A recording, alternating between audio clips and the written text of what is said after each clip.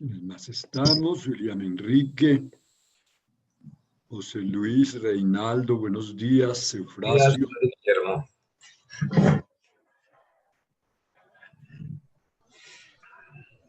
Buenos días, padre. Buenos días a todos. Buenos días.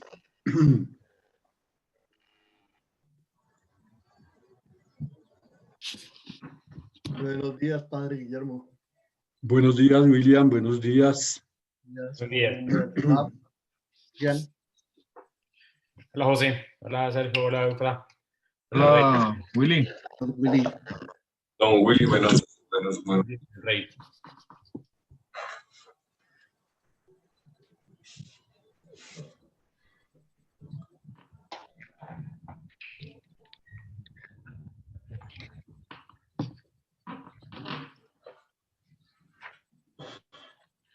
¿Cómo han pasado esta semana? ¿Cómo han estado? Bien, padre. Ya terminando Bien, padre, todo. gracias a Dios, sí, señor. Terminando, hoy terminamos, ¿no? Sí, señor. Sí, señor. Si Dios quiere. Hoy es nuestra última clase de este semestre. Me imagino, ¿el semestre entrante continúan los cursos o ya terminan este año? Continuamos un año más, padre. Un año más. Sí, señor. Y ya saben qué cursos tienen, que... No, todavía no. Todavía no, señor. Pues Por yo allá sé por ahí. que voy a dar Pentateuco a los de primero. El primer año.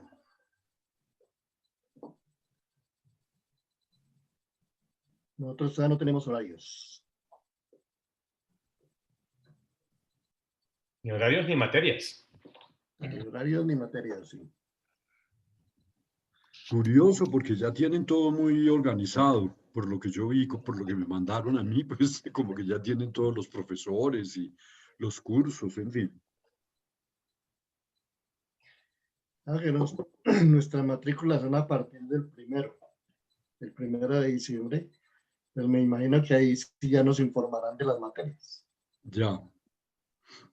Sí, señor. Padre, una pregunta. ¿El semestre antes sigue virtual o ya presencial? O no se sabe todavía. ¿Estás ronco, Eufrasio? No, ronco, Eufrasio, está ronco. Eufrasio, ¿tienes que arreglar el micrófono o La algo garganta, padre. para que se Tomar oiga? miel de abejas, alguna vaina. Come propolis, alguna vaina, destápese, pero... ¿Qué preguntaba Eufrasio? ¿Qué preguntaba? Si el padre sabe si el año entrante es virtual o ya es presencial. No entendí. Que si el año entrante es virtual o presencial. Que si el padre sabe si el año entrante es virtual o presencial. Ah, no, todavía no, eso no lo han definido, todavía no. Que yo me imagino que comenzaremos virtualmente, me imagino. Y solo a medida que se vaya pues organizando. Me dijeron que ya que avisaría la modalidad. Incluso creo que decía en la carta que me llegó que habría la posibilidad de alternar algunas clases presenciales y otras clases virtuales. Sí, señor. Pero no han definido pues todavía, me imagino que serán unos cursos y otros, en fin.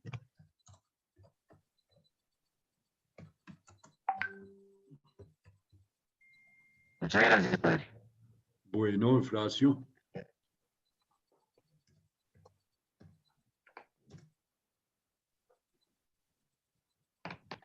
Bueno, ya tenemos 5 minutos, creo yo, pasados. Vamos a ir comenzando. Los otros, pues seguramente se irán uniendo. Debería bajarle notas, padre, por no llegar a la última clase puntuales. Bueno, por favor, por favor. ¡Ah! Llegó el que ya estaba tarde.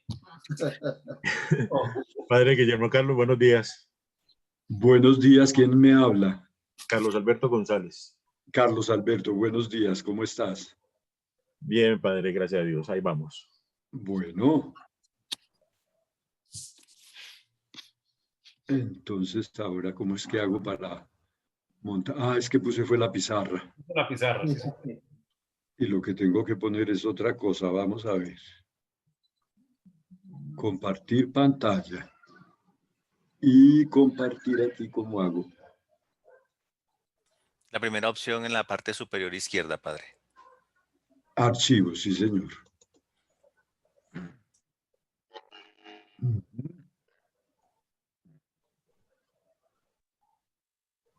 Ve, pero no me da para entrar a mis archivos. ¿Cómo hago? Cuando usted le dice compartir pantalla, en la parte superior izquierda, aparecen varias ventanas. La ventana que aparece en la parte superior izquierda es la que tiene que escoger.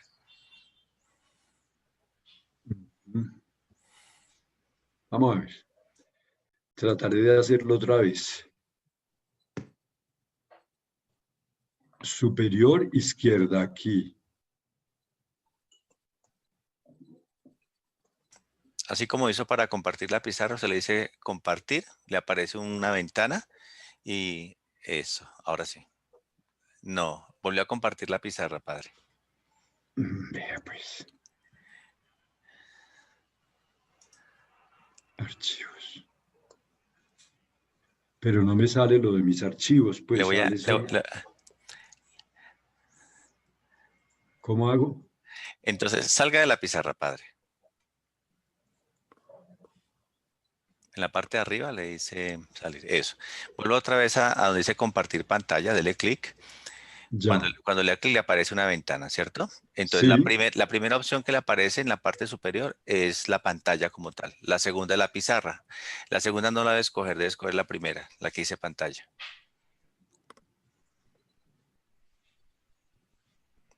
Y ahí sí le dice compartir. Le voy a hacer un ejemplo, padre. Permítame un momentico.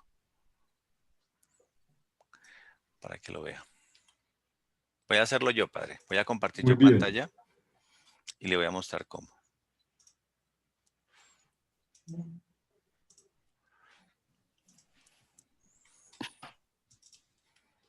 Cuando usted comparte la pantalla, le dice compartir, le aparece a usted esta ventana, ¿cierto? Sí. Esta ventana.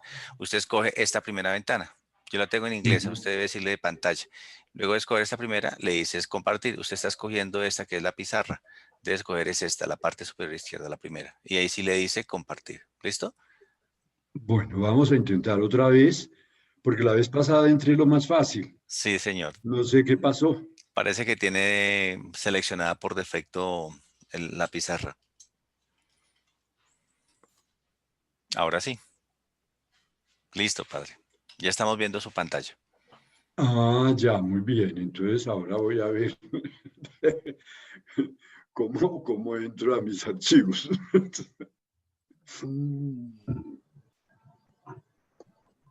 O de pronto antes de compartir, padre, ya abre los archivos antes de compartir para que le muestre esa página, padre. ¿Usa el explorador, padre? ¿Cómo? En la parte inferior está la amarillita. Es decir, la amarillita esa que es como la carpeta. Dele clic a esa carpeta. Ya, sí. Eso. Perdonen que hoy Eso. estoy como torpe. Tranquilo, padre. Excúsenme. Tranquilo, padre. A veces el clima influye.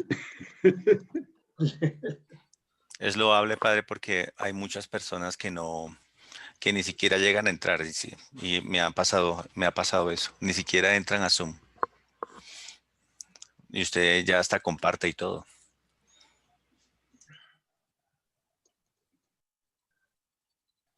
Bueno, entonces, Héctor, gracias. Muy bien.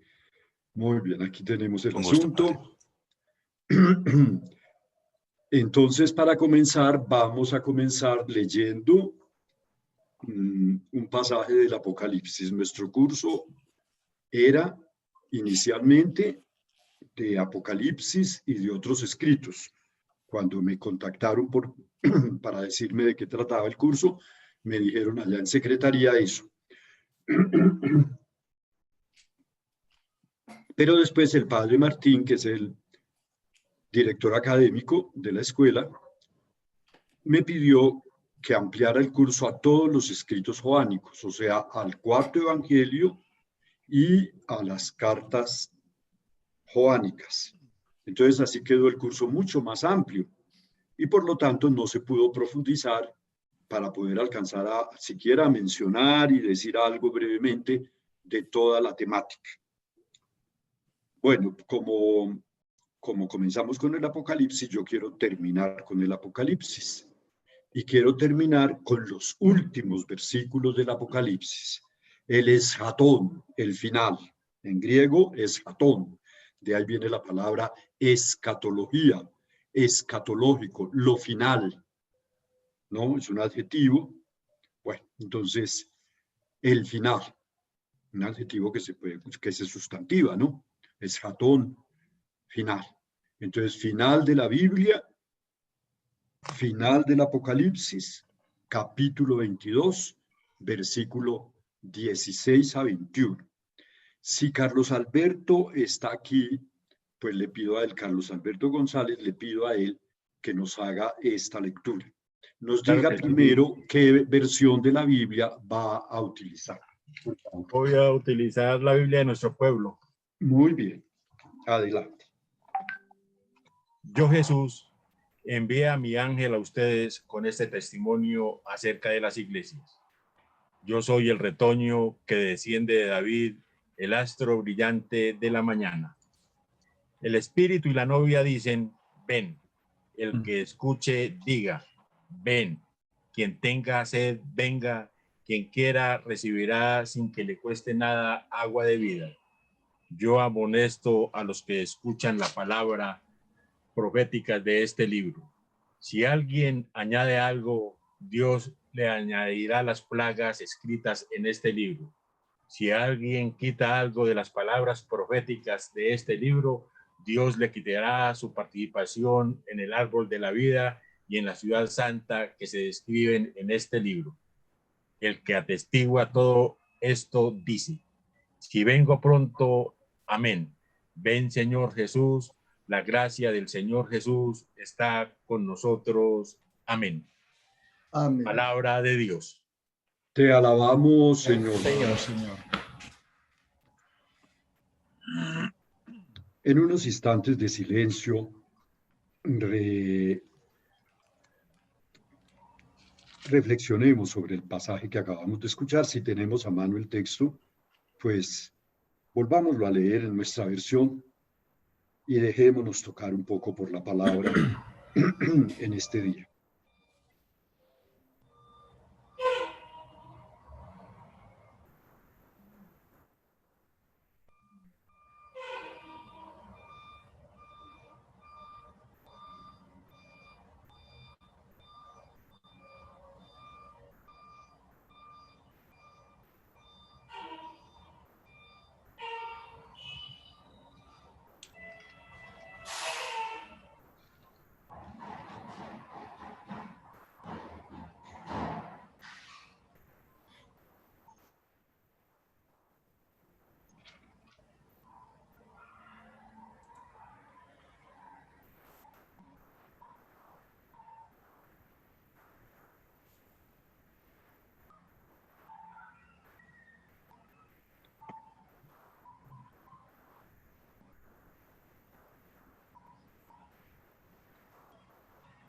De pronto alguno quiere decirnos algo muy breve sobre el texto, sobre lo que el texto le ha inspirado, lo que del texto le ha tocado, le ha conmovido, se le ha ocurrido, no una ocurrencia cualquiera, sino a la luz de la escucha de la palabra. ¿Tiene alguien la palabra? Pues a mí en primera instancia, Padre, pues veo como que, claro, el mensaje es como reafirmarte que Jesús es la luz del mundo, que Él nos ilumina y que los que lo queramos recibir, pues es de nuestro albedrío y libertad de seguirlo o no, y lo debemos de hacer por fe. Muy bien. Carlos Alberto, ¿no? Estaba hablando. Si alguno otro tiene algo, alguna... Ni quitar ni añadir a la palabra de Dios, que tal vez es una tentación a la cual siempre estamos expuestos, interpretarla a nuestra manera, como queramos transmitir el mensaje. Entonces, el llamado ni a quitar ni a poner nada, la palabra de Dios. Sí. Muy bien. Todavía puede haber otra intervención, una tercera intervención, un número bíblico, 3 veces. A mí me llama la atención el versículo 17, el espíritu y la novia. El espíritu, que es el animador de la iglesia, y la novia, que es la iglesia, dicen: ven. Es tiempo de espera del Señor. Muy bien, muy bien. El espíritu y la iglesia y la novia, ¿no? Que es la iglesia, ¿no? Dicen: ven. En los versículos anteriores de este capítulo nos ha hablado, ¿no? De la nueva Jerusalén que baja vestida como una novia, de las bodas del Cordero. Y entonces, ¿por qué escogí este texto? Bueno, por eso, porque estamos en la última clase del semestre, la última clase de nuestro curso. Y entonces me parecía interesante, pues, ¿no? Los últimos pasajes de nuestra Biblia cristiana, ¿no? Los últimos versículos. Así terminan. ¿Y cómo termina nuestra Biblia cristiana? En el ordenamiento que ha ido teniendo y que es el que conocemos los creyentes, el que utilizamos, ¿no? Nadie se atreve a alterar ese orden, ¿no? Porque no lo hemos recibido de una tradición de muchos siglos. Entonces, miren, dice: ven, Señor Jesús. Lo que decimos después de la consagración, ¿no? Ven, Señor Jesús. Marán ata. Marán es la expresión aramea. Marán, que significa Señor en arameo. Ata, que significa ven, es el imperativo, ¿no? Se le pide al Señor que venga. Ven, Señor Jesús. Maránata. Era una expresión seguramente que utilizaban los primeros cristianos, aunque no hablaran arameo, hablaban griego, la mayoría de las iglesias, ¿no? En el mar Mediterráneo, en el entorno mediterráneo, hablaban griego. Pero conservaron algunas expresiones tanto del hebreo como del arameo. Entre otras esta: Maranata. Ven, Señor, el anhelo de que el Señor venga. Y miren que eso es muy actual. Que venga el Señor. Estamos en el tiempo litúrgico, mañana termina el año litúrgico, ¿no? Es el último domingo, bueno, quedan todavía los días de la semana. La última semana del año, las ferias que llamamos litúrgicamente, para que dentro de 8 días, de mañana en 7 días, el siguiente domingo, el primer domingo de Adviento. Entonces, estas semanas están marcadas por el constante, digamos, llamado a que pensemos en nuestro propio final, ¿no? Todos vamos a llegar al final. Recuerde el alma dormida, decíamos leyendo, pues, en el himno, el famoso comienzo del poema de Jorge Manrique, un gran poeta español del Renacimiento español. Recuerde el alma dormida. Avive el seso y despierte contemplando cómo se pasa la vida, cómo se viene la muerte tan callando. Entonces, el Señor también nos advirtió: cuidado, esta noche te pueden pedir la vida. Uno no sabe cuándo va a venir el Señor. Uno quiere que Él venga, pero uno no sabe cuándo va a venir. Cuándo va a venir a nuestra vida personal. Y por supuesto que el anhelo comunitario, eclesial, es que venga definitivamente, ¿no? A manifestarse como el esposo divino de la iglesia, a manifestar a la iglesia como su novia, como su esposa engalanada. En estos tiempos duros que nos ha tocado vivir, que nos está tocando vivir, la pandemia, ahora agravada en nuestros países por el invierno, el huracán, esos son los signos de los tiempos. Entonces, por eso quería escoger este pasaje. Ahora vamos a invocar, hoy es sábado y pues es una feliz coincidencia que nuestra clase caiga en sábado.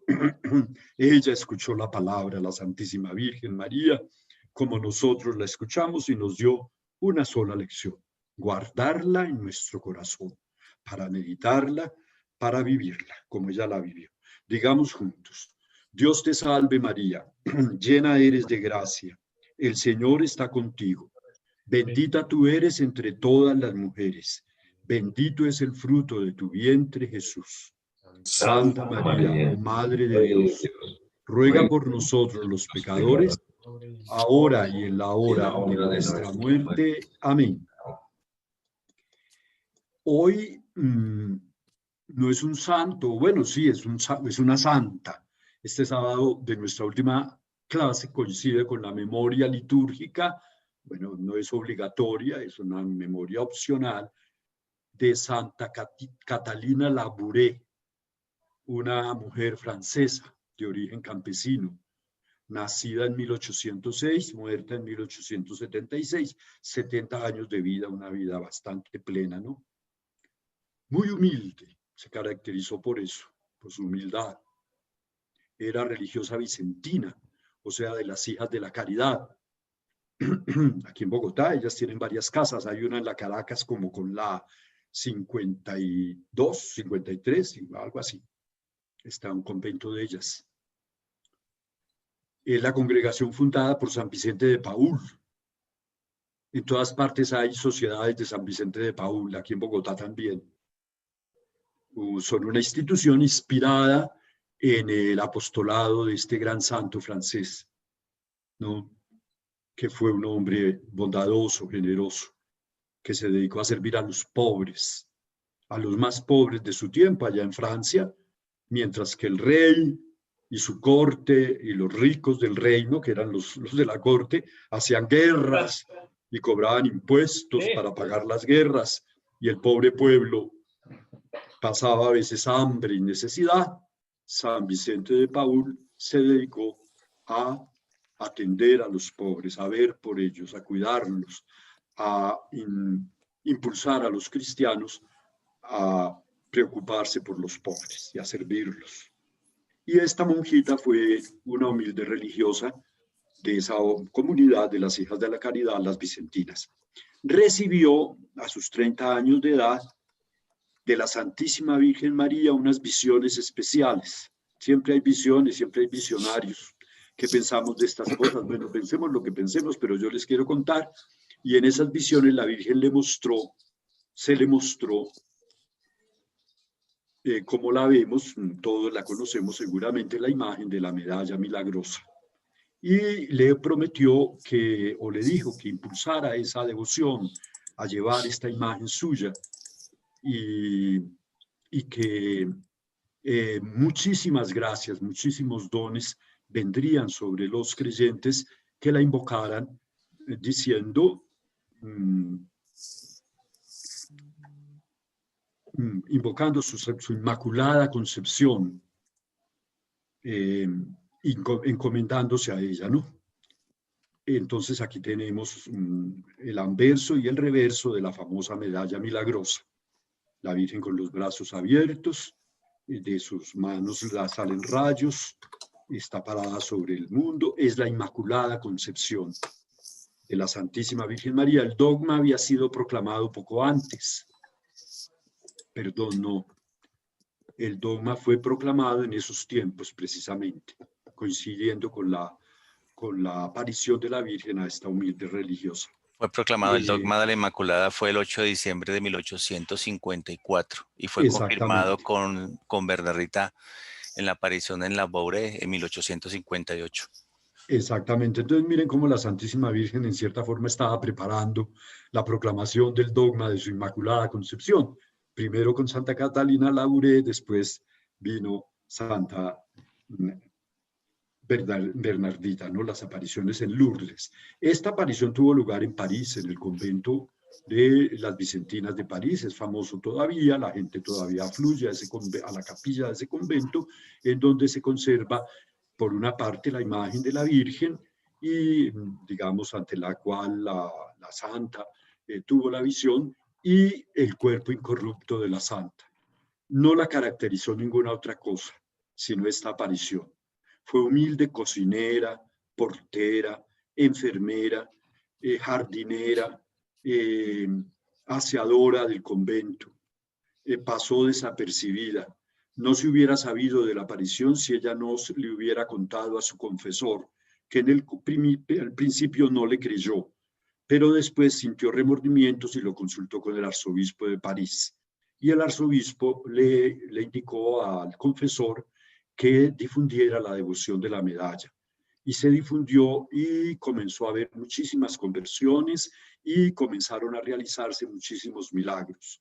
Solo al final de su vida, la Santa Catalina Labouré le contó a la superiora del convento que ella había sido la beneficiaria de la aparición. Y murió al poco tiempo de haber confesado este secreto de su vida.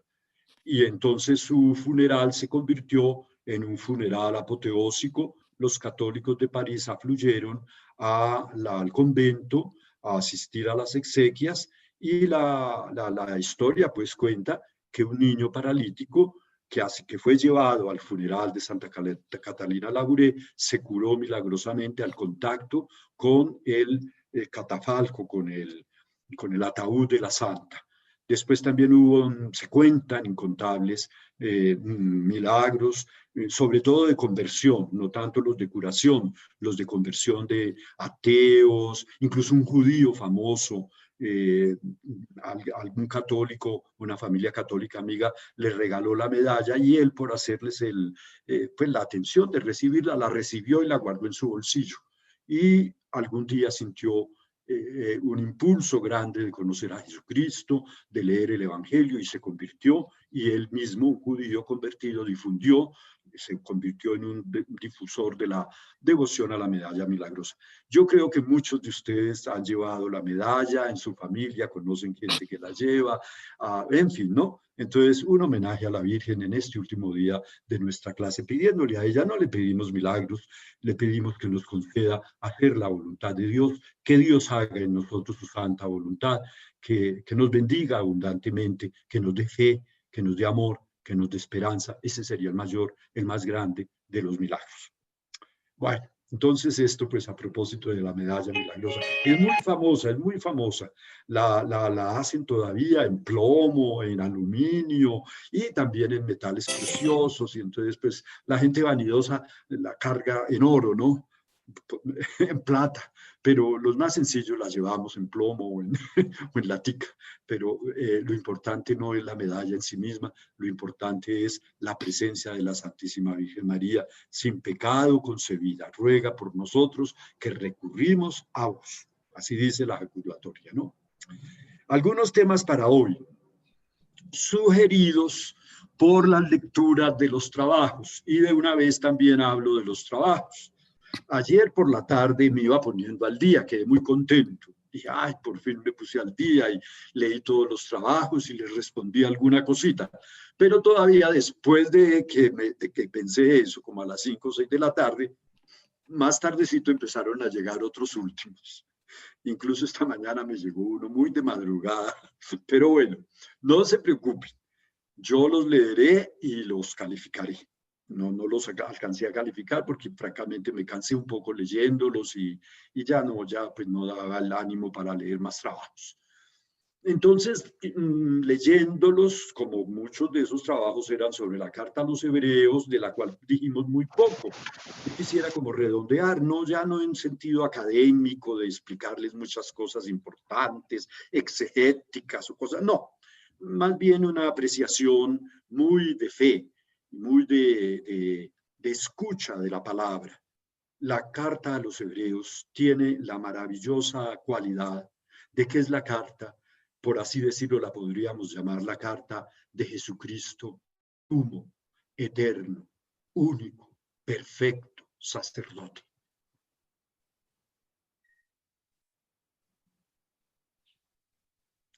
Ese es el mérito, digámoslo así, si se puede hablar de méritos en un texto de la Biblia, ¿no? El valor grande que yo personalmente, no es una cosa mía personal, pero no, eso lo dicen todos, también lo tienen que decir los exégetas, porque basta leer la carta como ustedes la han leído y uno se da cuenta de qué trata la carta. De Jesucristo como sacerdote. Y les quiero hacer algunas breves reflexiones al respecto. Jesús de Nazaret, nuestro Señor, el Mesías, el Cristo, el Jesús que vivió en nuestra tierra, el que llamamos, ustedes lo han oído de esas cosas, el Jesús histórico, no, terreno. Claro, el Jesús histórico, el Jesús terreno era el Hijo de Dios encarnado, obvio, pero el Jesús histórico, si lo hubiéramos conocido, no hubiéramos visto en él tal vez, a no ser que nos lo hubiera concedido, el reflejo de su divinidad, era un hombre común y corriente. Ese Jesús, el hijo de María y de José el carpintero, según se creía, el hermano de Santiago, y como hemos leído en las cartas, y eso, de Judas, no era sacerdote, era un laico. En la terminología, pues, en esta terminología, él era un laico de la tribu de Judá, y la tribu de Judá era laica. ¿Por qué? Porque el sacerdocio del Antiguo Testamento, como ustedes saben, estaba reservado a una tribu, a la tribu de Leví, y en la tribu de Leví incluso estaba reservado a una familia, a una descendencia de esa tribu, la de Aarón. Solo los descendientes de Aarón y de sus hijos eran sacerdotes plenamente. Y muchos otros miembros de la tribu de Leví eran levitas, o sea, era un sacerdocio de segundo grado. A ver, lo podríamos comparar con un diaconado. Eran músicos, eran cantores, eran ayudantes en el templo, eran porteros, no era un cargo cualquiera. No era el portero que abre y cierra la puerta, era la vigilancia del templo, el cuidado de que todo transcurriera, eran los encargados de la liturgia, en fin. Eso se podría estudiar y es un tema muy bello, es muy fascinante el tema de la liturgia del Antiguo Testamento, lo que pudo haber sido, cómo pudo haber sido la liturgia del templo de Jerusalén. Jesús fue al templo y Jesús adoró a Dios su Padre en el templo, pero nunca lo adoró en funciones sacerdotales. Lo adoró como un laico, junto con los demás laicos que asistían al templo, que iban al templo. Y ya sabemos que sus relaciones con el sacerdocio oficial fueron tensas, fueron complicadas, fueron difíciles. Sabemos que él los increpó fuertemente, los interpeló proféticamente, ¿no? Y que Jesús anunció el final del culto que se rendía en el templo para ser reemplazado por un culto diferente, en un templo distinto, el templo de su propio cuerpo. A esto vamos, a que el sacerdocio de Jesús, nos lo dice la carta a los Hebreos, es el tema principal de la carta a los Hebreos, es un sacerdocio existencial. A él nadie lo nombró sacerdote, a él nadie lo ordenó sacerdote.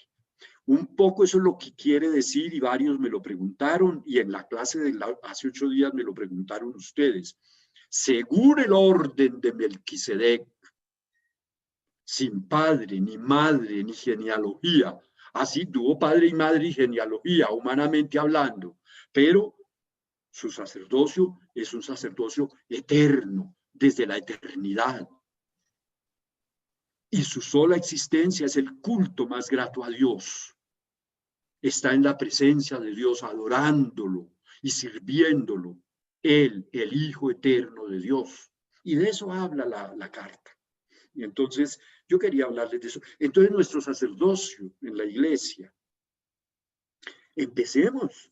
El Concilio Vaticano II nos recordó cosas que se sabían, eran desde muy antiguo, pero que de pronto, con el paso del tiempo, y por eso los concilios renovadores, etcétera, como fue el Concilio Vaticano II, entonces recuperó algo que se había diluido, que se había perdido, y era el sacerdocio universal de los fieles, el sacerdocio real, profético de los fieles, por el bautismo. Todo cristiano bautizado es en Jesucristo sacerdote, profeta y rey. Todos lo somos en Él, porque Él nos participa a todos en el bautismo, su sacerdocio. Entonces, eso lo deberíamos tener muy presente todos los ordenados, in sacris, como se nos dice, ¿no? Los diáconos, el primer nivel, los presbíteros, el segundo nivel, y los episcopos, los obispos, la plenitud del sacerdocio, que es otro otra forma de sacerdocio, digámoslo así, otra llamémosla manifestación o concreción del sacerdocio de Cristo, que llamamos sacerdocio ministerial. Pero es un ministerio. ¿Qué significa ministerio? Servicio. Y nosotros, los ordenados, los ministros, diáconos, presbíteros, obispos, no podemos olvidar nunca que todo el pueblo de Dios es un pueblo sacerdotal. Y se nos olvida. O si lo recordamos, no lo decimos claramente a los fieles. Cuando los fieles celebran la Eucaristía, presididos por el ministro, el diácono, pues la celebración eucarística del diácono, pues es la liturgia sin consagración, por razones que ustedes saben, pero es una solemne liturgia, una liturgia de la palabra con, por ejemplo, comunión, porque el diácono puede repartir la comunión después de hacer la liturgia de la palabra, etcétera, ¿no? Entonces, cuando hacemos eso, estamos celebrando con el pueblo sacerdotal, y nosotros, ministros del sacerdocio de Jesucristo, partícipes del sacerdocio de Jesucristo. Por eso yo, cuando escribo cosas en las que tenga que hablar del ministerio sacerdotal, si me estoy refiriendo a los sacerdotes ordenados, nunca uso la palabra sacerdote. Uso la palabra que es la palabra que designa ese ministerio, presbítero. El presbítero fulano de tal. ¿Qué significa eso? Anciano. Bueno, ordenan a un muchacho a los 24 años. El obispo supone, cree, al ordenarlo, que ya es anciano en virtudes y en sabiduría divina y humana, y que tiene la suficiente, digamos, prudencia que da la edad, entre comillas, 24 añitos, para ejercer el ministerio. Eso se relaciona con la cuestión de la pastoral vocacional, con la cuestión de la formación de los presbíteros. Presbiterorum ordinis es uno de los documentos del concilio, uno de los decretos, ¿no? La vida de los presbíteros en la iglesia.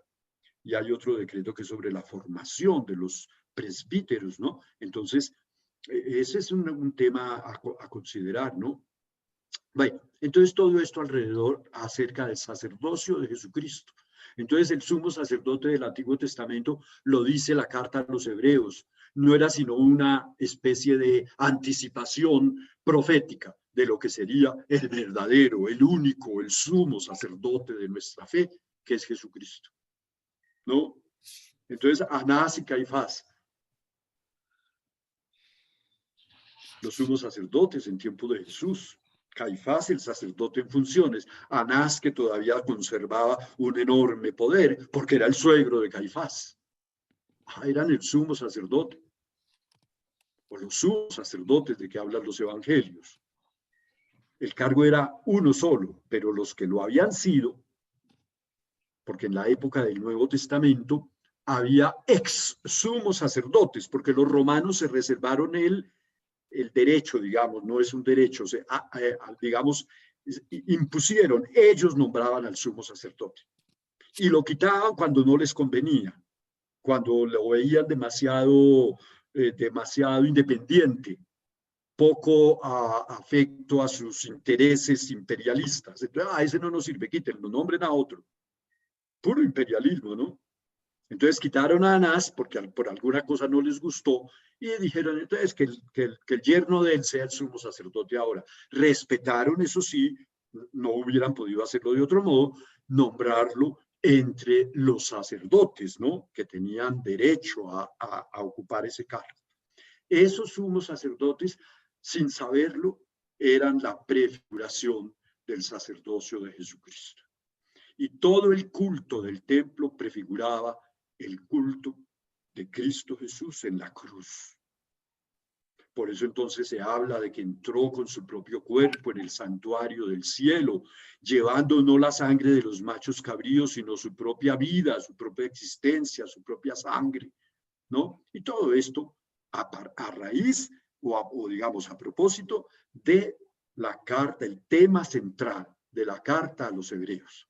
Ahora, por supuesto, tiene un objetivo la carta, no es solo un tratado teológico sobre el sacerdocio de Cristo. Están las afirmaciones, claro, teológicas, dogmáticas, reveladas, porque es un texto que contiene la revelación, es la palabra revelada de Dios, también la carta a los hebreos, pero también tiene una, por así decirlo, vertiente, llamémosla así, pastoral, una vertiente de exhortación. Entonces, ¿están ustedes tristes? ¿Están desanimados? ¿Les parece muy pobre la liturgia eucarística celebrada en la casa, en la mesa del comedor, apenas con pancito y con vino? ¿Les parecía muy hermoso eso de traer toros y novillos y ovejas y cabras y palomas y para regar sangre y quemar todo eso para que el humo subiera al templo y quemar al cielo y quemar incienso por montones para pues calmar un poco el olor, pero también para gratificar a Dios, a quien hay que dar todo lo mejor que hay en nuestro mundo, como los perfumes de Arabia, etcétera? ¿Les parece muy pobre la liturgia eucarística? Nosotros sabemos que no es nada pobre, que es nuestra riqueza más grande, que es el pan vivo bajado del cielo, que es la sangre de la nueva alianza, que por nosotros ha sido derramada para el perdón de nuestros pecados personales, los pecados del mundo, que sabemos cuáles son y cuán graves son. Entonces, estamos desanimados, nos queremos volver otra vez a ser judíos.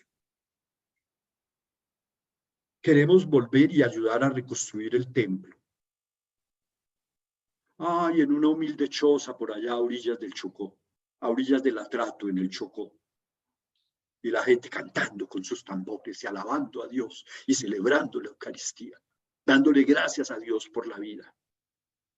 El culto, en espíritu y en verdad.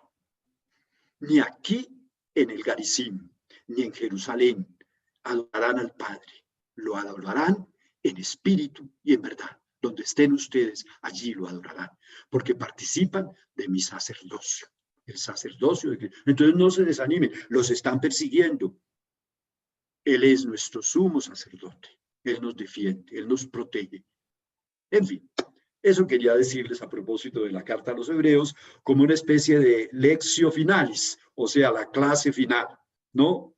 Ya mencioné lo de Melquisedec, podríamos hablar un poco más de eso, pero no, voy a darles a ustedes la palabra para que hagan pues digan algo al respecto, si esto los toca, si es bueno, algo que quieran decir sobre esto que yo también acabo de decir, algún aporte,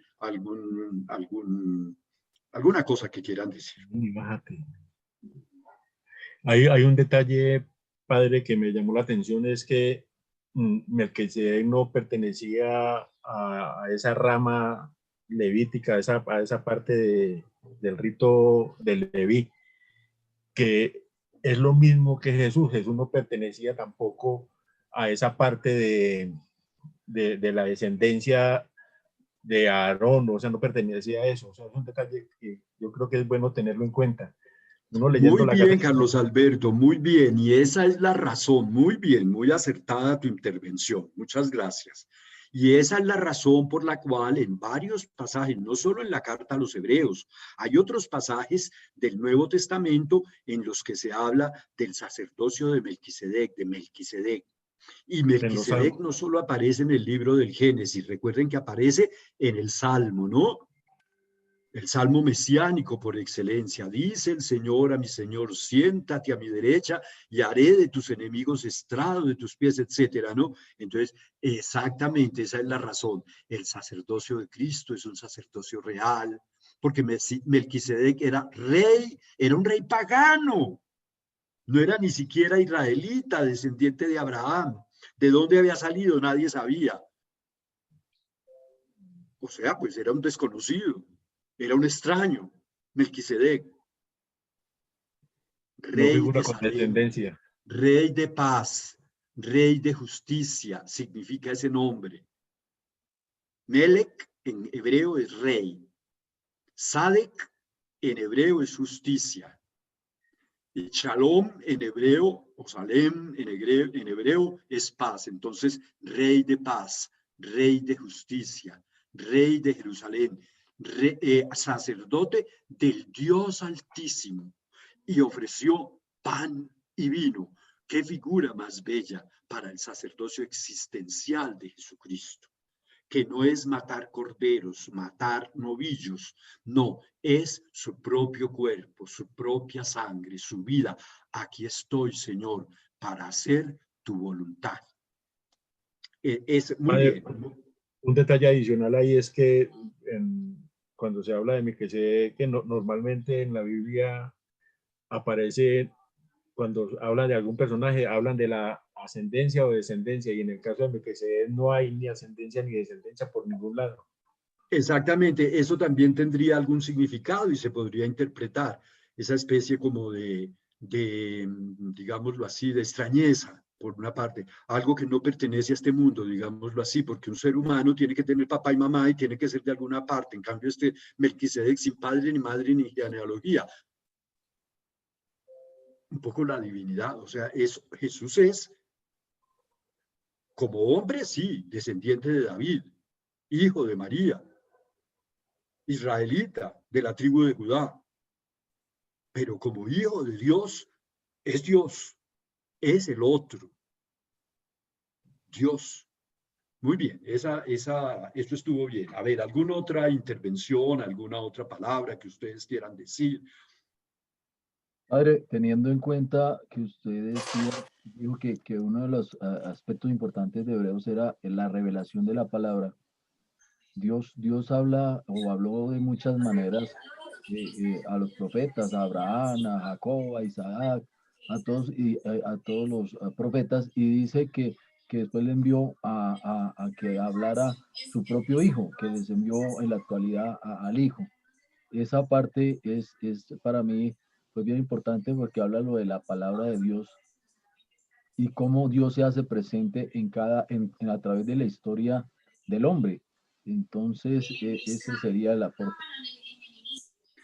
Muy bien, Santiago, muy bien tu intervención, porque te refieres a los 4 primeros versículos de la carta a los Hebreos, ¿no?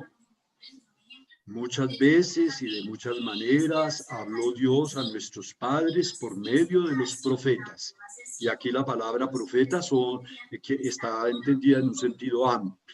O sea, todos aquellos personajes y todos aquellos acontecimientos por los cuales Dios habló a nuestros padres, los profetas en general. Ahora, en estos tiempos que son los últimos, nos ha hablado por medio de su Hijo y comienza y continúa diciendo por quien hizo el mundo, Él cuya palabra sostiene el universo. La palabra, Él es la palabra, Cristo, el Hijo de Dios, la palabra de Dios. Es una cosa muy bella, eso es alta cristología, ¿no? Muy bien, Santiago, ese comentario. ¿Algún otro que quiera comentar? Yo quería hacer una referencia, padre. No estoy tan seguro de que este comentario sea, digamos, como muy veraz, pero casi siempre que se habla de Melquisedec, especialmente, por ejemplo, en el Salmo 109, cuando se habla de esa relación del sacerdocio de Cristo con el sacerdocio de Melquisedec, se habla es del rito de Melquisedec, que era, como usted bien lo decía, el pan y el vino, y que es el que toma nuestra iglesia y que toma el Señor para simbolizar ese sacerdocio de Él, ¿no? Casi siempre se habla más del rito que tiene que ver esas relaciones con el pan y el vino, ¿no? Sí, y tienen mucha razón, José Luis. Y miren que ese rito en la liturgia del Antiguo Testamento, ofrecer pan y vino, es lo que se llama una ofrenda pacífica, ¿no? Un sacrificio pacífico. ¿Y por qué es pacífico? porque no hay derramamiento de sangre de animales. A eso somos muy sensibles ahora,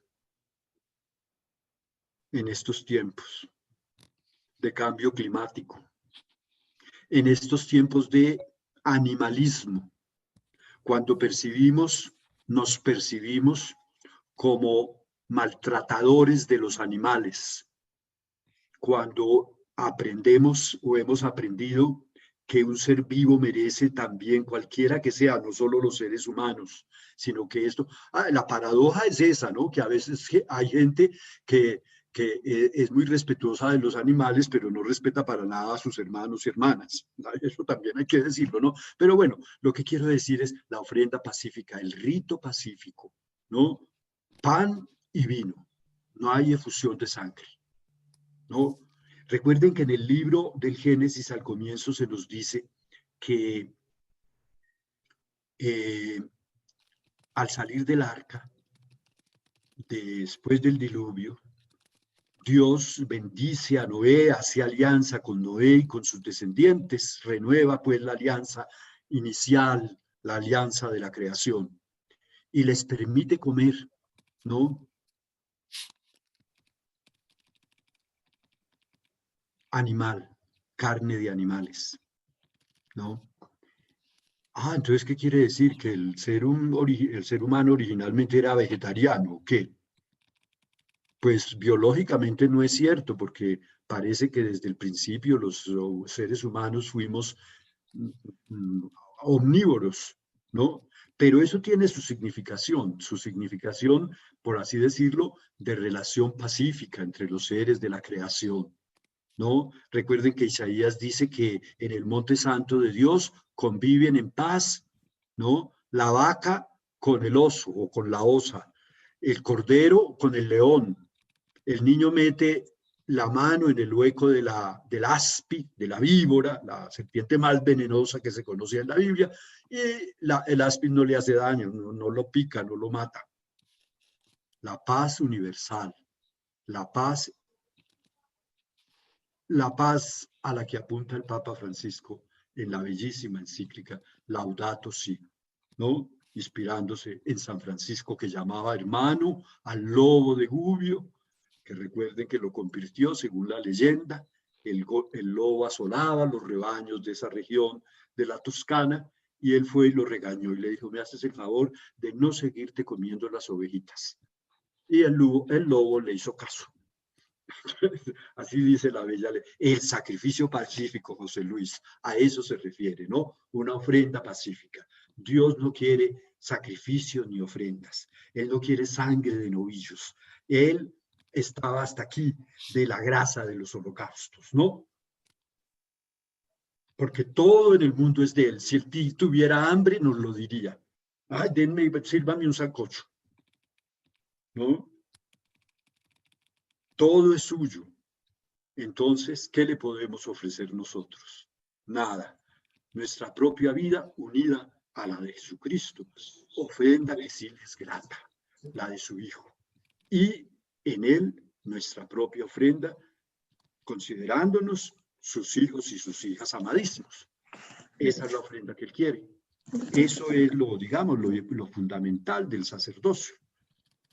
Bueno, ¿alguno otro que tenga alguna otra inquietud o comentario que hacer?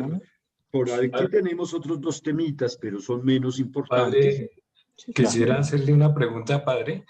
Si se consideraba que el Sanedrín, pues estaba el sacerdote, pero también había los jueces que se consideraban que eran los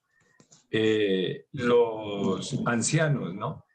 Podríamos decir en similitud con los presbíteros, que también se consideran ancianos, que a similitud del Sanedrín en esta época, los presbíteros vendrían a ser como esos jueces ancianos del Sanedrín. Bueno, no propiamente. ¿Quién estaba preguntando que no pude ver? Reinaldo, padre. Reinaldo, bueno. Bueno, no propiamente estos ancianos del pueblo de Israel, pues de que habla el Nuevo Testamento, estos ancianos eran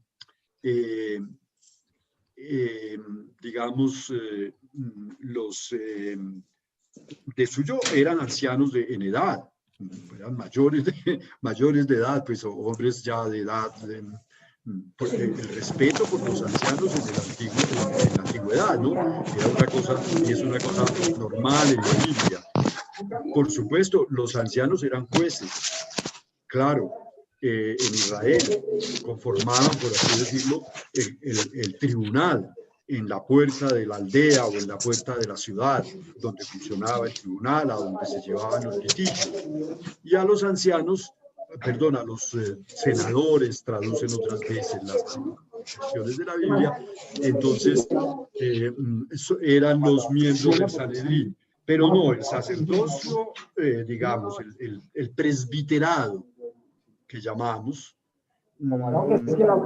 está relacionado es con el sacerdocio de Jesucristo en su forma de ministerio eclesial ordenado, ¿no? Hay como algún micrófono encendido. Héctor, ¿será que puedes silenciar a John? Héctor. Como que Héctor no está. Ok, entonces John, tienes activado el micrófono. Ya lo silencié. Ah, gracias. Les pido el favor que no usen la pizarra porque están haciendo rayones en la pizarra también. O sería yo el que los hice, ¿no? Gracias. Bueno, entonces miren, este sacerdocio, el ser presbíteros en la iglesia, pues en la iglesia de los primeros siglos, era eso, pues era como la continuación de esa actitud de respeto y de confianza en la sabiduría que daban los años, en la experiencia, de tal manera que a similitud de lo que era la institución de los ancianos en el pueblo de Israel, en las comunidades cristianas el ministerio se reservaba para los más ancianos, tal vez no por edad, sino por pertenencia a la comunidad, por años de ser bautizados, ¿sí? Más bien sería la edad del bautismo, ¿no? Pues este lo bautizaron hace 10 años, este pertenece a la comunidad hace 20 años, fue bautizado hace 30 años, claro, ya tendría que tener, bueno, unos más, sería un anciano también etariamente, como se dice, o sea, desde el punto de vista de la edad. Entonces, se conjuntaban varias cosas, las dos cosas, la edad, pero también la experiencia de la vida cristiana. Ellos eran los presbíteros. Y entonces la comunidad los tenía, pues los consideraba, además los apóstoles, ¿no? Se dice que en el libro de los Hechos se dice que Pablo nombraba a presbíteros en las comunidades. Y los padres de la iglesia, los padres apostólicos, o sea, los líderes de las comunidades cristianas en la generación sucesiva a la de los apóstoles, digamos, confiaron el ministerio de la conducción de la comunidad, de la administración, entre comillas, de los sacramentos, especialmente del bautismo y de la Eucaristía, a los presbíteros y a los diáconos, ¿no? Entonces, ya eso es cuestión de la historia del ministerio o de los ministerios en la iglesia, que como sabemos son fundamentalmente el diaconado, el presbiterado y el episcopado. Entonces, cada uno a su nivel, en fin, esa doctrina y esa disciplina, porque es doctrina y disciplina, se fue conformando en los primeros tiempos de la iglesia, finales del siglo I, siglo II, siglo III, hasta que llegó a ser algo absolutamente institucional, ¿no? Una institución ya pues que ha variado a lo largo del tiempo en ciertos aspectos, pero en lo esencial se ha mantenido. Miren, yo tenía acá para comentar también, alguno de ustedes me preguntó por los hebreos, por la cuestión, ¿por qué que la carta es denominada a los hebreos? Ya les expliqué en la charla pasada, en la clase pasada, que por ninguna parte aparecen los hebreos, no son mencionados los hebreos. Les expliqué de dónde viene el nombre, de Heber, un antepasado de Abraham, que aparece en las listas genealógicas de Génesis, y que era el nombre que se daba, que es un nombre que aparece en la Biblia, en distintos pasajes de la Biblia, para designar, por así decirlo, es como un gentilicio de los israelitas, ¿no? Que les aplican los paganos. Son los paganos los que los llaman hebreos, como a José, el muchacho hebreo, o como a Moisés, es un niño de los hebreos, dice la hija del faraón cuando lo encuentra en la cesta. Y dice, ¿este niño quién es? Este expósito, ¿quién es? Entonces ella dice, debe ser un niño de los hebreos, como los están matando y los están tirando al río, ve, y este se salvó en esta canástica, lo voy a adoptar como mi hijo, y eso fue lo que hizo ella, ¿no? Feliz, porque, en fin, y miren cómo la salvación de Moisés, por la gracia de Dios, por la providencia divina, vino atrás. Dios escribe de recto con líneas torcidas, de una princesa pagana, ¿no? Después los novelistas y los que hacen películas sobre los 10 mandamientos, ¿no? Entonces le pondrán a eso más arandelas, ¿no? Entonces, la madre adoptiva de Jesús, de Moisés, aparece en los 10 mandamientos como un personaje principal. Recordarán eso, ¿no? Entonces, hebreos los llamaban a los israelitas, los paganos. Les decían, este es un hebreo. No les decían ni judíos ni hebreos. La lengua que hablan, la lengua que uno habla, español, francés, llega a ser, es equiparable al gentilicio. Usted habla español, luego es español. En nuestro caso, pues descendientes de españoles, o conquistados por españoles, o medio pintados de españoles. Francés, usted es francesa porque habla francés. Usted es alemán, porque habla alemán. Usted es italiano, porque habla italiano. Usted es hebreo porque habla hebreo. La lengua se llama así. Entonces, pues, ¿a qué viene esto? El nombre de la carta. En la tradición cristiana, la carta dio en llamarse, la llegaron a llamarla carta a los hebreos. Y era el nombre, pues, o sea, a los que hablaban hebreo, o sea, a los judíos, a los israelitas. ¿Y por qué, y por qué si no aparece el nombre en la carta? Pero es que aparecen los ritos de los israelitas, los ritos de los judíos, tal vez por eso. Entonces, esto debe ser escrito para los judíos. No se ha resuelto el problema de quiénes eran efectivamente los destinatarios originales de la carta. Pero, aunque no se resuelva, sabemos una cosa sobre los destinatarios, que esa sí es cierta y segura. De esa no hay que dudar ni hay que investigar más. Nosotros, los creyentes, los cristianos, somos sus destinatarios. Es para nosotros que se escribió esta carta, como el resto del Nuevo Testamento, ¿no? Alguno lo puse entre paréntesis por si me quedaba tiempo, y veo que va quedando un poquito de tiempo. Preguntó también, a propósito, relacionado con lo de los hebreos, preguntó, ¿y eso de los palestinenses entonces? Y pues eso se relaciona con el nombre de Palestina. Y a mí, ya que lo preguntó alguno de ustedes, pues me parece de justicia, pues responderle a esa pregunta. No he respondido todas las preguntas que ustedes me hacen en sus trabajos.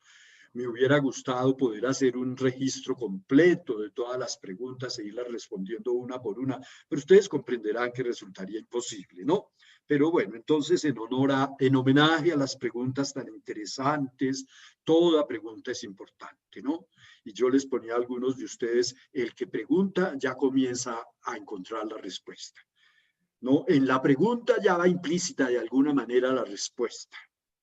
El hecho de preguntar es ya encontrar la respuesta, empezar a encontrar la respuesta. No encuentra respuestas quien no pregunta. Entonces, palestinenses, es el nombre Palestina. ¿De dónde viene el nombre de Palestina? El nombre de Palestina viene de Filistim. ¿Qué es eso, Filistim? Filisteos. Los filisteos. Era el nombre que le daban los griegos en la antigüedad, los griegos antiguos, de antes de Cristo, a la tierra de Canaán. Los griegos pasaban por ahí en sus naves, en sus barcos, y llegaban, por ejemplo, a Gaza o a Ascalón, puertos al sur de la tierra de Israel, la que llegó a ser la tierra de Israel. ¿Y a quienes se encontraban allá en esas ciudades portuarias? No se encontraban a los israelitas, a los judíos, se encontraban a los filisteos, a los filistim. Y nosotros sabemos quiénes eran ellos, los enemigos de los israelitas que les dieron duro, muy duro, como se relata en los libros históricos, en los libros narrativos, en los libros de Josué, en los libros de los jueces, sobre todo en los libros de los reyes, ¿no? Los filisteos, los enemigos de proverbiales de Israel, habitaban en la costa hacia el sur, mientras que los israelitas, ¿no?, habitaban en las montañas, ¿no? Solo hasta los tiempos de David y de Salomón, que lograron someter a los filisteos, pero ellos lograron, después de la caída, pues del debilitamiento del reino de David y Salomón, los filisteos lograron sacudir el yugo y volvieron a ser independientes. Los enemigos de Sansón en el libro de los jueces eran los filisteos. Dalila era una mujer filistea, hermosísima, porque a Sansón le gustaban las filisteas, tenía esa debilidad, ¿no? Entonces, Filistín, filisteos, y la tierra que ellos habitaban, Palestina. Los romanos, para castigar al pueblo judío por su rebelión en el año 66 después de Cristo, que culminó con la destrucción de Jerusalén, y por su rebelión en el año 115, que terminó con el borrar del mapa a Jerusalén y hasta el nombre, ya no se va a llamar Jerusalén, se llamará Elia Capitolina, decretó el emperador Adriano, cansado de las rebeliones de los judíos. Y entonces provincia de Judea, no señores, provincia de Palestina.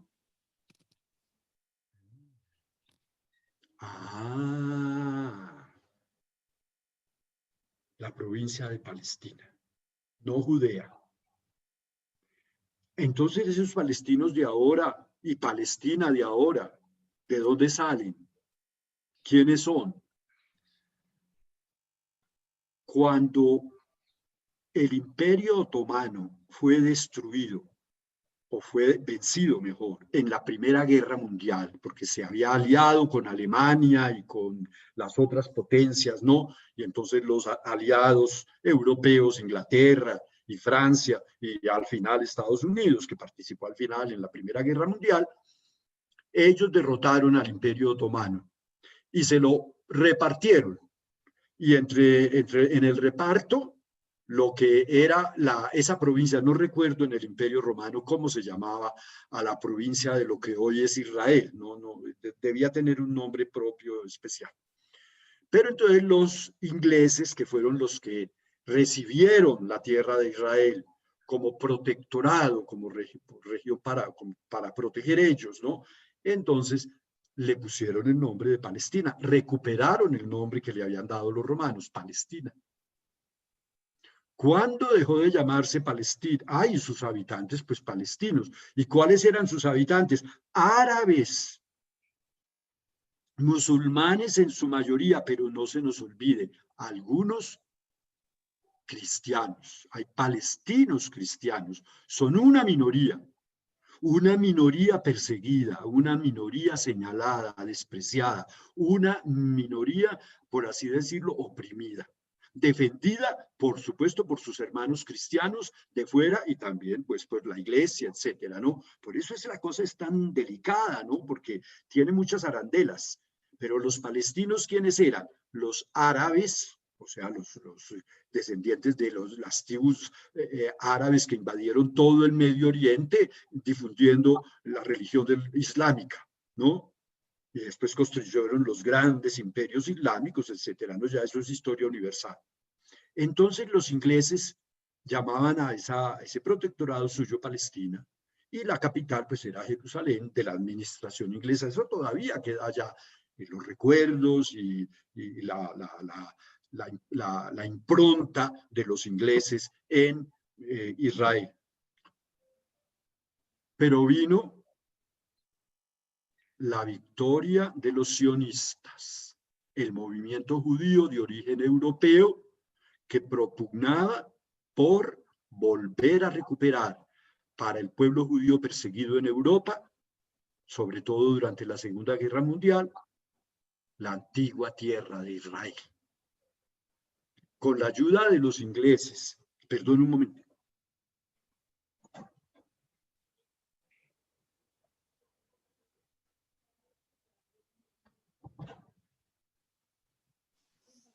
Una sobrinita mía que venía a saludarme, perdone. Con la ayuda, una sobrina nieta, con la ayuda de los ingleses, los judíos sionistas, ustedes lo deben saber, lo estoy recordando rápidamente, lograron establecerse en Palestina, comprándole tierras baratas a los árabes, que nunca se imaginaban lo que les iba a pasar. Entonces muchos judíos emigraban a ese protectorado inglés y le compraban a los árabes en relaciones amistosas y véndame un pedazo de tierra, ah sí, yo le vendo, y los árabes pobres, y el Imperio Otomano fue un imperio opresor, terriblemente opresor, y sus súbditos eran, entre ellos había pobres, pobrísimos, esas tierras eran pobres, no tenían los, en fin, entonces vendían por ganarse unos pesos. Y poco a poco fue creciendo la población judía. Y después vino la guerra y vino el anhelo de muchos judíos perseguidos: volvamos a nuestra tierra, allá hay hermanos nuestros, ellos nos van a recibir. Y además un movimiento político, militar, ¿no? Ustedes lo han leído y lo han visto en las películas, Éxodo de León Uris y todo eso, ¿no?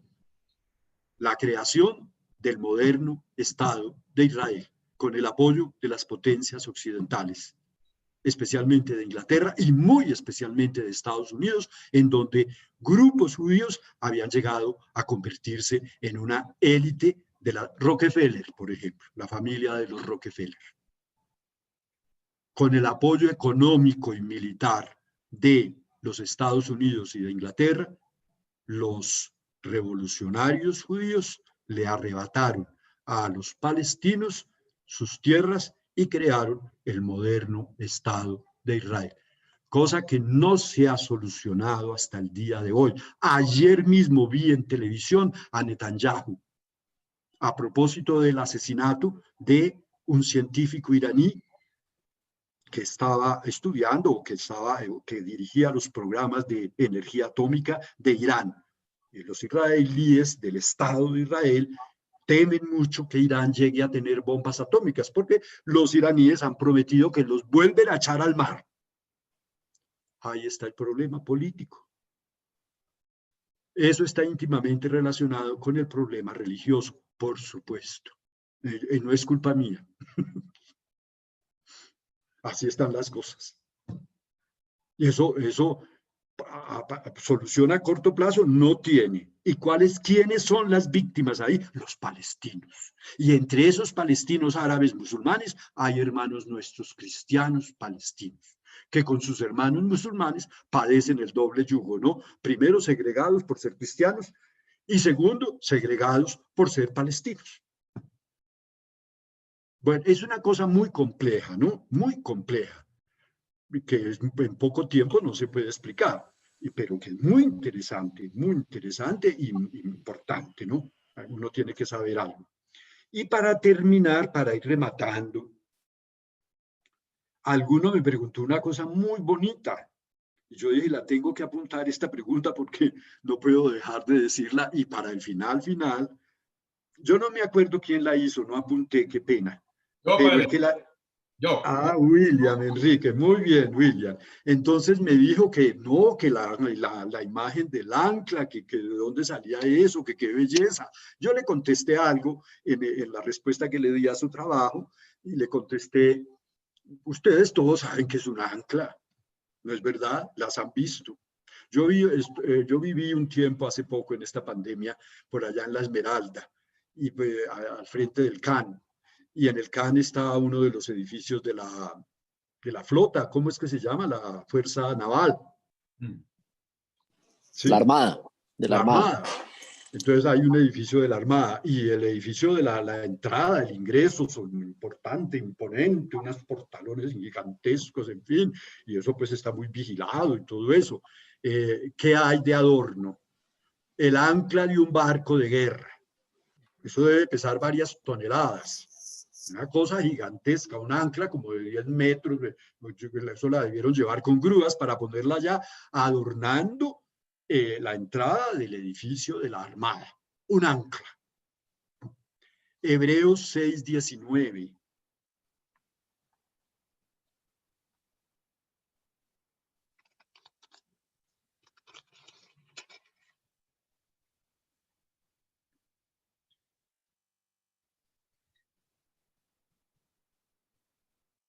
Oh, estoy en el Apocalipsis, por eso no lo encontraba.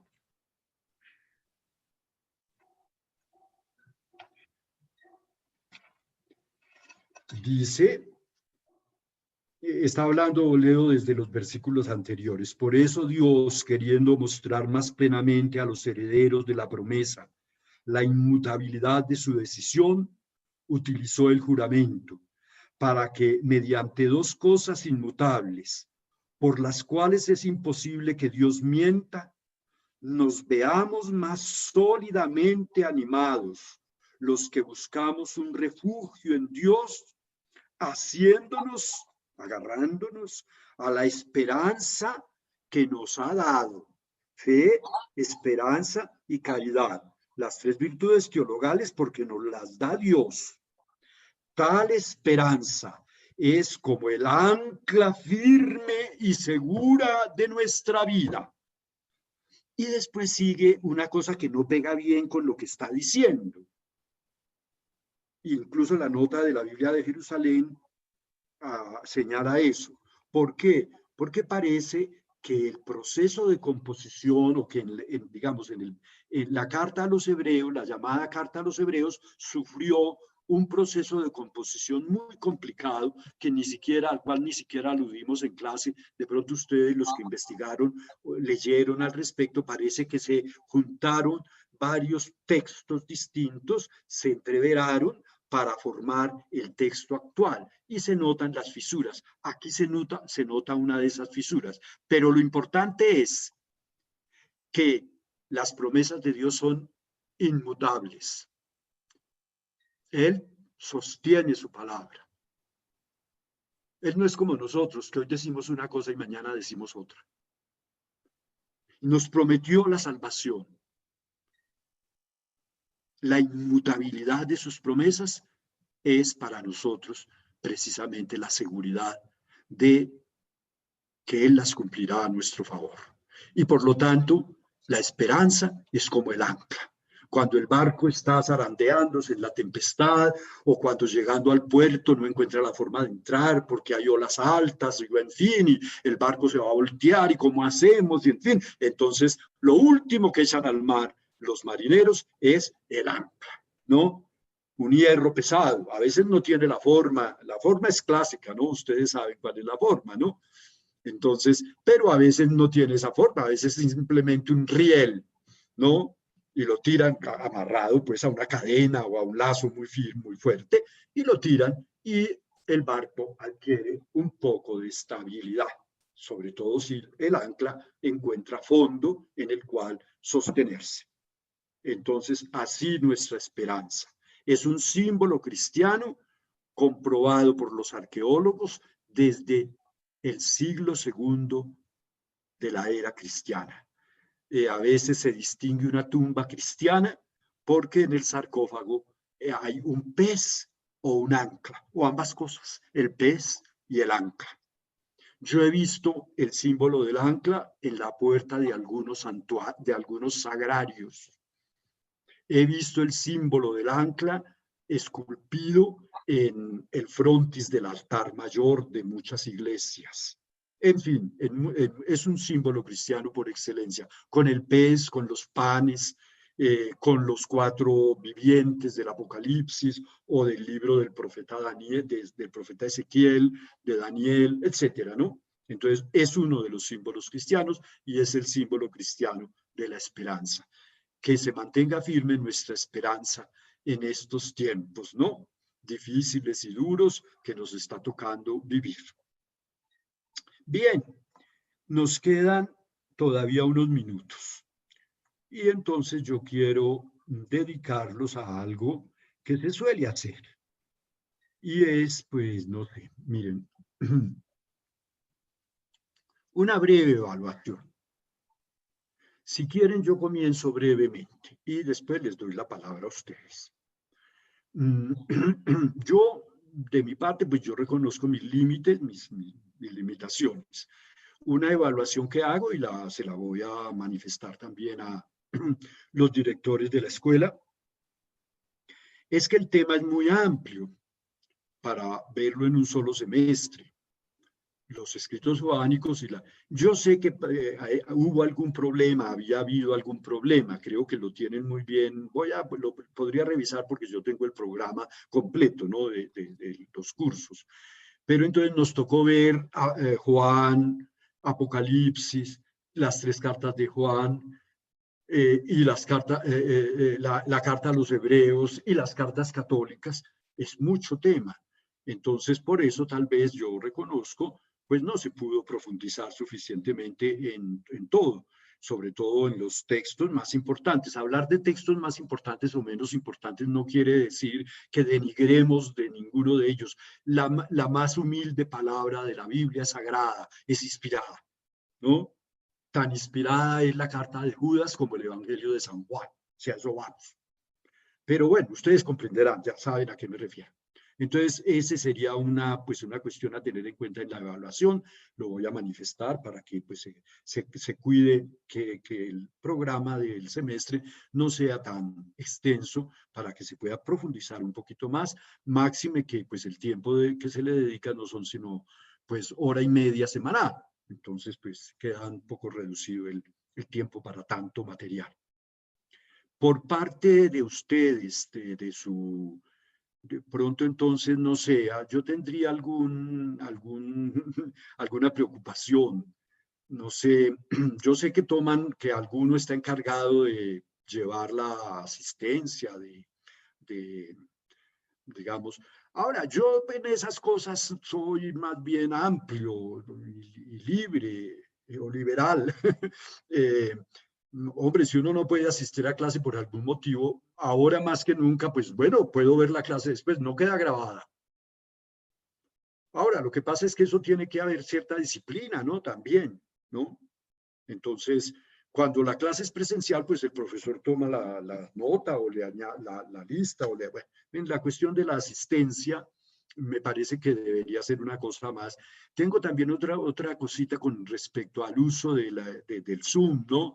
Yo a veces intento verlos a todos, ¿no? A ver, y entonces pongo eso y no sé cómo se pondrá más y cómo se agranda esto, ¿ok? Bien, entonces, ¿para qué? Para no estar ante una pared. Y sí, aquí aparece, pues yo sé que aquí esto da en un determinado momento la barra en la cual uno ve quiénes están conectados, ¿no? Pero bueno, ese sería otro puntico a evaluar. Sin afanes fiscalizadores, ni mucho menos, para nada. Simplemente porque se cumpla con un requisito, las cosas tienen su seriedad, máxime tratándose de un servicio a la iglesia, de un ministerio eclesial tan importante como es el diaconado permanente, de hombres casados que le pueden prestar a la iglesia, le prestan de hecho ya en muchos lugares, sobre eso ustedes mismos habrán hablado y les habrán hablado, ¿no? La evaluación del diaconado, la restauración del diaconado permanente que fue restaurado en la iglesia católica, ¿no? En la iglesia ortodoxa se había conservado, se conservó siempre, pero en la iglesia católica occidental se había abandonado. Lo restauró el Vaticano II en buena hora. Y entonces los obispos de todas las diócesis se preocupan, y entre ellos también las conferencias episcopales, de fomentar el diaconado permanente, incluso por motivos, digamos, de pastorales, ¿no? Nos quejamos de que hacen falta sacerdotes. Pues los diáconos pueden ejercer funciones que ejercen los sacerdotes, y no como un simple asistente, como un simple auxiliar, no, en el ejercicio pleno de su ministerio diaconal. Para eso los están preparando ustedes. Entonces, por eso hay que prepararse bien. A esto vengo de que la asistencia a la clase y el llevar el registro. Cuando la clase es presencial, le dicen a uno en la reunión de profesores que uno mismo debe llevar el registro de la asistencia, que es el mismo profesor, que no lo debe delegar a otro. Bueno, eso de mi evaluación personal. ¿Qué otra cosa quería decirles? Bueno, y la conciencia de mis limitaciones, hablo mucho. Yo debía dejar que ustedes expresaran más, hacer más preguntas, permitir más la intervención de ustedes, etc. De los trabajos ya les hice evaluación y les digo que me han gustado. Obviamente hay diferencias, no todos los trabajos son igualmente buenos, hay unos mejores, hay unos excelentes, pero eso ya depende de las cualidades de la persona, de las circunstancias personales que son comprensibles en esta época, el exceso de trabajo, problemas familiares, tuvimos incluso un duelo que obviamente no, entonces de todas esas cosas hay que tener presentes en la evaluación. No quedan sino 3 minutos. me fui yo en la evaluación, no les dejé a ustedes. A ver, en los 3 minutos que quedan, alguno que haga una breve evaluación.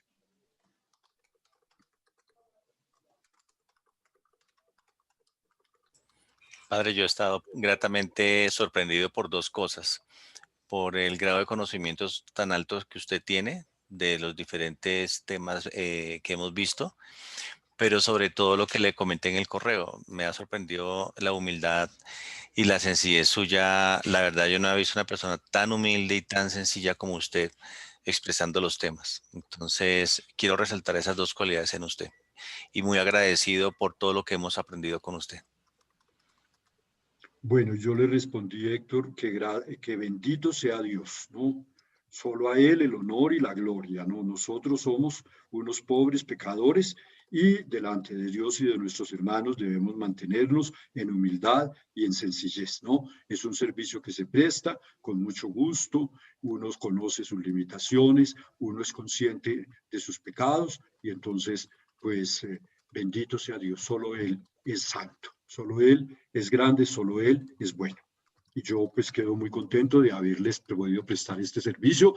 Les digo que estoy a sus órdenes, cualquier cosa en que les pueda servir personalmente, a la orden, para sus estudios, obviamente los tengo en la oración y me encomiendo a sus oraciones todos los días en la oración, cuando oro por la iglesia, oro por los diáconos permanentes y oro por los diáconos que están en formación, los que fueron mis alumnos en el semestre pasado, muy especialmente los que son mis alumnos en este semestre, los que van a ser mis alumnos en el semestre entrante. Como ya se llegó el momento de terminar, entonces nos despedimos y sabemos que todo lo hacemos en el nombre del Padre y del Hijo y del Espíritu Santo. Amén. Que tengan un buen día, una buena mañana. Padre Guillermo. Muchas gracias, Padre. Gracias, Padre.